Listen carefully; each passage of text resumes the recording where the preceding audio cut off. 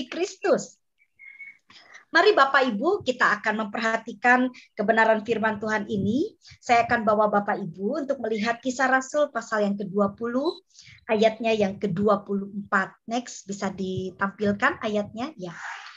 Di sini saya berikan satu pemahaman yang perlu dipahami tentang saksi Kristus. Jadi ada banyak sekali umat kadang-kadang hanya mengerti, oh jadi saksi Kristus itu pokoknya bersaksi. Kadang-kadang ada beberapa jemaat yang hanya tahu menjadi saksi Kristus itu maksudnya kalau ada ibadah kita saksi. Ya. Mari kita mempelajari dengan benar apa yang dimaksud dengan sekelumit tentang saksi Kristus. Kisah Para Rasul pasal 20 ayat 24 dikatakan demikian. Tetapi aku tidak menghiraukan nyawaku sedikit pun. Asal saja aku dapat mencapai garis akhir dan menyelesaikan pelayanan yang ditugaskan oleh Tuhan Yesus kepadaku untuk memberi kesaksian tentang Injil kasih karunia Allah. Dari ayat ini, Bapak Ibu, kita bisa menyimpulkan apa itu menjadi saksi Kristus. Jadi yang pertama Bapak Ibu, untuk menjadi saksi Kristus itu adalah bicara tentang sebuah perintah. Jadi menjadi saksi Kristus adalah sebuah perintah. Kalau kita baca dari ayat yang tadi kita baca ya, bagaimana Rasul Paulus betul-betul dia menekankan seperti apakah dia untuk menjadi saksi Kristus. Nah, karena seorang saksi Kristus ini harus menerima perintah dari Tuhan, maka otomatis seorang saksi Kristus harus dekat dengan Tuhan. Ya, jadi bukan hanya asal bicara, bukan hanya asal ngomong, tapi dia harus mengalami yang namanya perjumpaan secara pribadi dengan Tuhan. Ya, menjadi saksi Kristus itu bukan hanya sekedar bicara. Tapi kita harus memiliki satu hubungan yang begitu kuat dengan Tuhan. Harus dekat dengan Tuhan.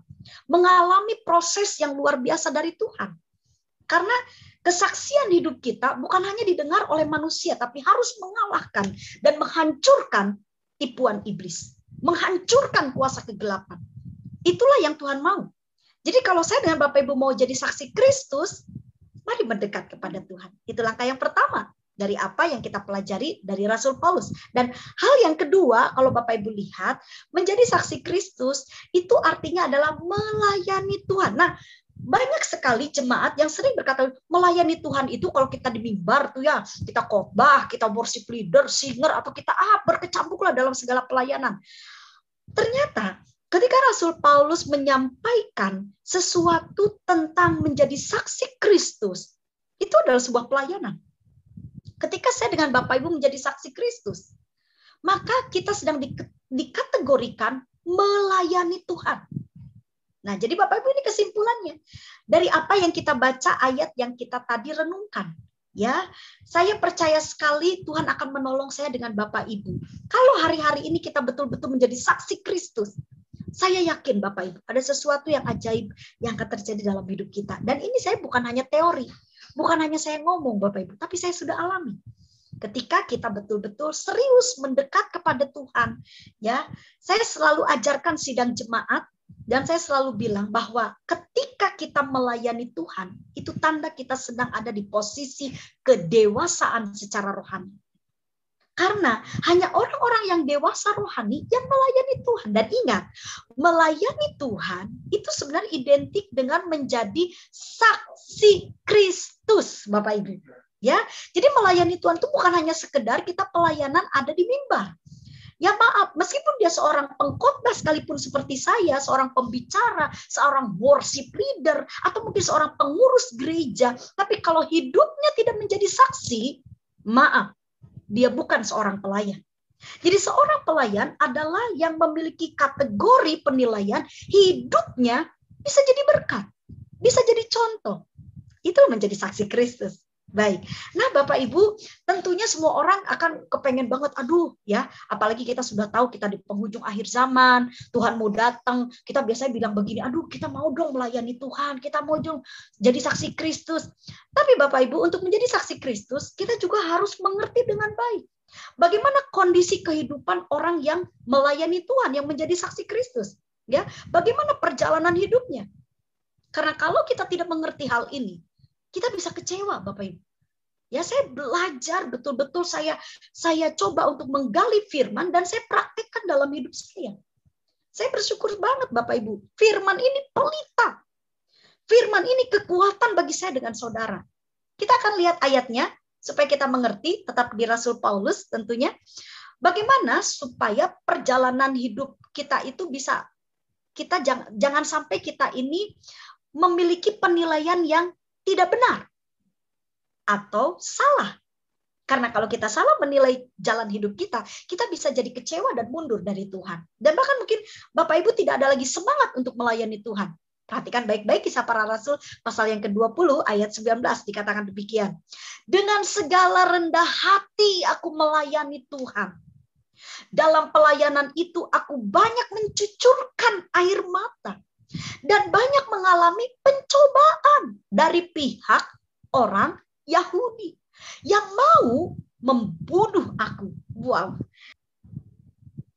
Jadi, menjadi saksi Kristus, menjadi pelayan Tuhan, Bapak Ibu. Seringkali yang terjadi dalam kehidupan seorang anak-anak Tuhan, pelayan Tuhan, ini yang rasul-rasul alami loh Bapak Ibu. Paulus, dia itu sampai diincar, mau dibunuh Bapak Ibu. Itulah sebagai saksi Kristus. Seorang saksi Kristus kadang-kadang diperlakukan dengan tidak adil. Nah, kalau saya dengan saudara mau jadi saksi Kristus, kadang-kadang mungkin di gereja ketika kita melayani, ketika kita melakukan sesuatu, atau saudara mungkin sekarang sudah usia ya, dulu waktu muda sudah dipakai luar biasa di sebuah gereja lokal, ketika usia saudara mulai agak lanjut, terus ada anak-anak muda yang lebih mungkin berkualitas, lebih hebat, terus Bapak Ibu tidak dihargai, atau mungkin Bapak Ibu tidak diperlakukan adil oleh pemimpin saudara di gereja. Kadang-kadang itu mungkin menyiksa batin kita. Mungkin itu akan membuat kita kecewa. Tapi Paulus, Bapak Ibu, dia memberikan satu teladan yang luar biasa kepada kita. Nah, kalau sepertinya saya pelayanan, menjadi saksi Tuhan, saya cuma cari keadilan, saya cari popularitas, saya cari penghargaan. Udah dari dulu deh Bapak Ibu. Mungkin saya sudah mundur. Karena itu tidak saya terima. Tapi saya bersyukur dengan pengertian kebenaran firman Tuhan ini yang membuat saya setia. Biar kita tidak dihargai, biar kita mungkin tidak dihormati sekalipun. Apalagi kalau saudara kita mungkin sudah senior, ya. Saya pun saat ini kalau dilihat usia sebenarnya masih muda ya Bapak Ibu. Usia saya 45 tahun. Tapi pada saat ini banyak sekali anak-anak muda yang regenerasi itu sudah terlibat dalam pelayanan, dan saya acung jempol mereka lebih banyak waktu dan mereka mempelajari firman Tuhan itu lebih bagus lagi. Saya acung jempol dan saya mendukung mereka. Kadang-kadang ada satu saat, ya namanya anak muda ya, ada rasa tidak hormatnya itu kadang-kadang muncul. Tapi apakah saya harus marah? Apakah saya harus bilang, saya ini senior loh ya, kamu harus hargai saya? No. Karena saya tahu menjadi saksi Kristus, kadang-kadang kita diperlakukan dengan tidak adil. Dan apalagi yang akan diterima? Langkah yang ketiga. Kalau Bapak Ibu perhatikan, menjadi saksi Kristus seringkali kita tuh dihakimi Bapak Ibu. Ya, bayangkan itu Rasul Paulus kemana-mana dikejar mau dibunuh. Ya, kalau saya perhatikan bagaimana peristiwa yang terjadi pada diri Rasul Paulus. Jadi waktu itu banyak tokoh-tokoh bahkan ahli Taurat sekalipun Bapak Ibu. Itu orang-orang yang harusnya mendukung, membacking pelayanan Rasul Paulus. Karena mereka nggak percaya dengan Tuhan Yesus. Kan tidak semua orang-orang Yahudi yang memang mereka itu mengikuti Taurat, mengikuti hukum-hukum Musa ya. Itu tidak semuanya mereka percaya kepada Tuhan Yesus. Sampai saat ini banyak orang Yahudi yang tidak percaya Tuhan, tapi mereka percaya kepada Allah Adonai, Allah Elohim. Mereka percaya itu. Tapi kepada Tuhan Yesus mereka tidak percaya. Nah saudara, sedangkan Tuhan Yesus kalau kita pelajari dengan baik, itu kan ingin menyelamatkan dan menyambung pelayanan dari Musa, menyempurnakan Taurat itu. Tapi apa yang Paulus hadapi?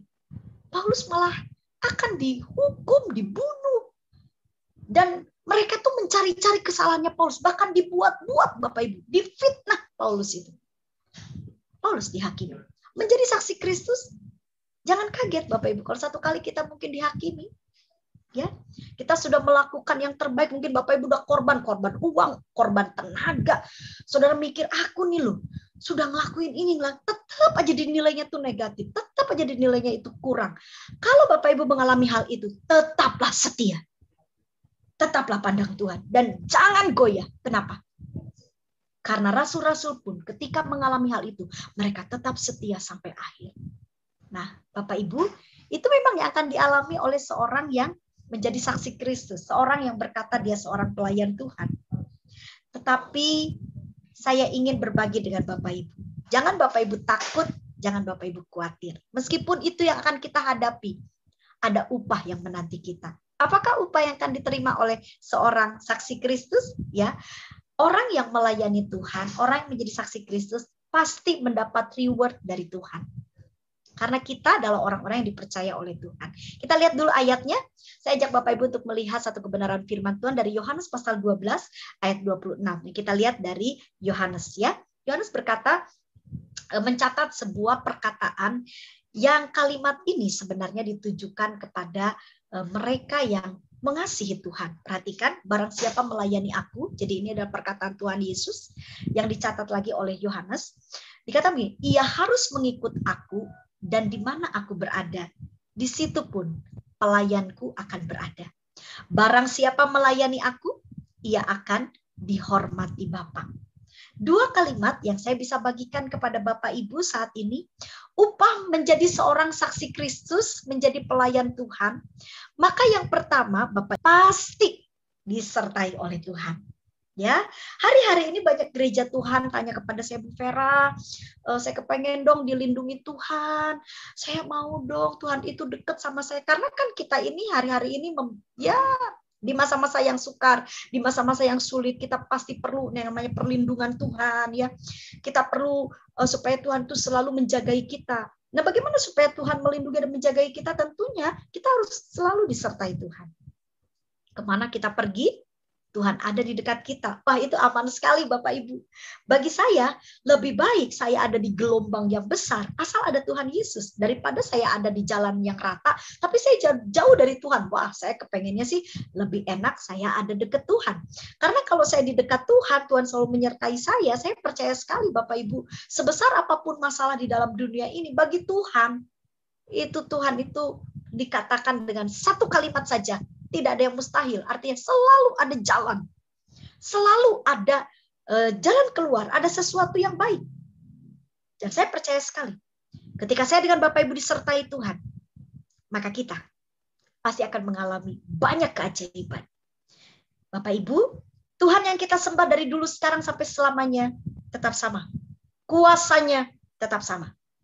Saya selalu menekankan bahwa tidak ada perubahan di dalam pribadi Tuhan Yesus. Baik sebelum masa pandemi maupun sesudah masa pandemi. Saya sangat yakin kuasa Tuhan itu tetap nyata. Sebab itu, mari kita berjuang untuk kita disertai oleh Tuhan. Bagaimana caranya? Tetaplah jadi saksi Kristus. Meskipun kondisinya tidak terlalu nyaman bagi kita, tapi kalau Bapak dengan Ibu dengan saya tetap setia menjadi saksi Kristus, menjadi terang, menjadi berkat, maka pasti kita akan mengalami keajaiban Tuhan. Dan hal-hal yang terakhir, yang kedua, Bapak Ibu, kalau kita pelajari dari ayat yang kita baca tadi, dikatakan bahwa di situ setiap orang yang melayani itu akan dihormati oleh Bapa. Nah, kata dihormati, Bapak Ibu, itu menunjuk kepada sebuah sikap, ya. Jadi kata hormat di situ adalah sikap yang mencerminkan bahwa ada sebuah penghargaan. Nah, kata mencerminkan sebuah penghargaan ini adalah sebuah sikap yang digambarkan seperti seseorang yang memberi perhatian yang begitu dalam. Jadi Bapak Ibu, kalau saya dengan saudara menjadi saksi Kristus, kita ini sudah dikategorikan sebagai orang yang melayani Tuhan, maka selain kita disertai Tuhan, kita juga pasti diperhatikan oleh Tuhan. Coba Bapak Ibu. Saudara, seharusnya kalau kita disertai Tuhan, waduh kita bisa bangga dong, kita bisa tenang, kita bisa happy, kita bisa bahagia. Kenapa? Karena yang namanya Tuhan Yesus, Bapak Ibu, itu punya kuasa yang tidak terbatas. Kalau sebelum Bapak Ibu berkata, Isota Tuhan tolong kita, bisa. Yang pasti kitanya harus betul-betul di dekat Tuhan. Kan begitu. Dipercaya oleh Tuhan. Dan selain disertai, firman Tuhan dengan jelas mengatakan bahwa kita pasti diperhatikan. Aduh Bapak Ibu. Orang diperhatikan oleh orang yang dicintai itu pasti bahagia. Ya. Kalau sebenarnya saya belajar, saya menikah sudah 18 tahun. Kalau suami saya sekali aja ngasih ketika saya mungkin dalam kondisi atau ulang tahun gitu ya, dalam event-event tertentu atau kondisi sakit, suami saya memberikan perhatian, dia berikan saya obat. Aduh itu rasanya senang banget, diperhatikan tuh senang Bapak Ibu. Dan saya percaya Bapak Ibu, hari ini firman Tuhan memberikan satu pengertian. Tuhan akan memperhatikan saya dengan saudara. Apa yang akan terjadi kalau Tuhan memperhatikan kita Bapak Ibu? Maka hidup kita aman di dekat Tuhan. Saudara, tidak ada satu alasan untuk kita takut dan khawatir menjalani hidup ini. Jika Tuhan menyertai kita dan Tuhan memberikan perhatian kepada kita. Amin.